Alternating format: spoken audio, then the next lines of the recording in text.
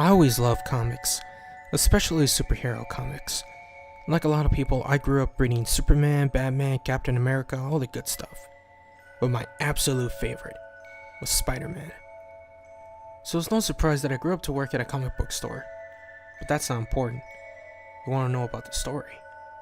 Well, one day after work, I stopped off at this little rundown toy store. The guy that ran the place looked kind of weird, almost as if I wasn't there.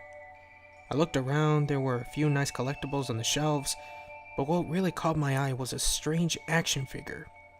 It was a Spider-Man action figure, but unlike any I've ever seen. It was all red, its webbing patterns were disorganized, the spider was crooked, and it looked like the real spider. Also, the lenses appeared to be broken. There were small painted-in cracks in the mask lenses. That unnerved me a bit, but I still thought it was pretty cool.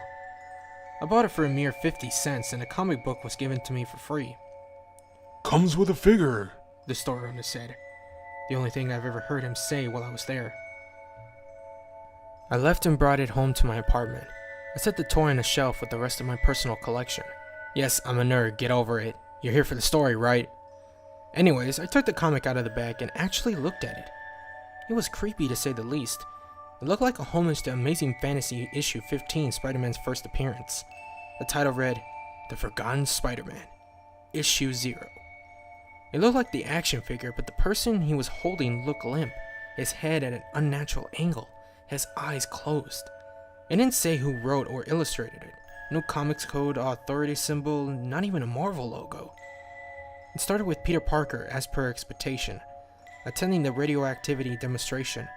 I began to feel nostalgic as my eyes scanned the panels. The spider was caught in the radioactive energy. It landed on Peter's hand and bit him. That was normal. But then I noticed something weird, more like frightening. Instead of just a bite, blood poured from the wound. It covered Peter's arm. He was screaming, begging for help as the others looked on in horror. His body became covered in red, and strange black cords ripped from his wrists and ankles, wrapping into the disorganized web pattern that I had seen on the toy. The spider that bit Peter crawled into his chest and became part of his body.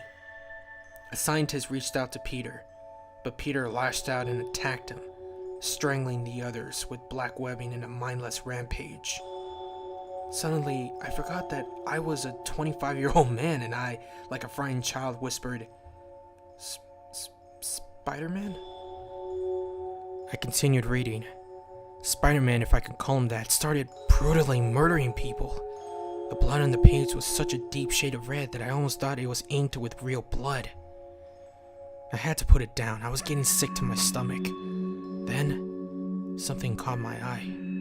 I turned to see. Sitting on top of my fridge was the toy. It was crouched in the trademark Spider-Man pose. It was freaky. I had put it on my shelf, standing straight up. The cracked lenses looked at me, and not just positioned in my direction, it was literally looking at me. I don't know how, but somehow I knew it wanted me to keep reading the comic. So I picked it up and opened it again. Spider-Man was still killing, but what I saw only made it worse. He was making his way to his home, ripping off Mary Jane's head and beating people with her spine along with the way. I was horrified, and then, in a full splash panel, he had reached his house. He killed his Uncle Ben first, blind with rage, and then ripped his arm off, beating Aunt May to death with it. I was getting sick again. I could have sworn I heard laughing in the back of my mind. It was the end of the issue. I saw a preview for the next one, which showed Spider-Man holding what looked like to be Otto Octavius by the throat. I was grateful that the issue was over, but mortified by its contents. I turned to look at the Spider-Man toy. It was gone. Then I felt the issue slip away. In a fraction of a second, the toy was gone, taking the comic with it. I sighed with relief, until a voice spoke in mind, in a cruel, mocking tone. "Till next time, true believers." It's been a month since this happened. I had learned that an artist who had attempted to submit his work, a full horror-themed Spider-Man comic book, to Marvel Comics, had died of overexhaustion, never eating, or drinking, only work until his body just gave out. I learned this after searching up the forgotten Spider-Man on the internet, an article about the artist being the only thing I could find. There was an image of the artist's desk included in the article, showing an unfinished cover of the comic book I had read. I was still traumatized by the events of that day, but I couldn't help feeling bad for this artist, as all he wanted was someone to appreciate his work.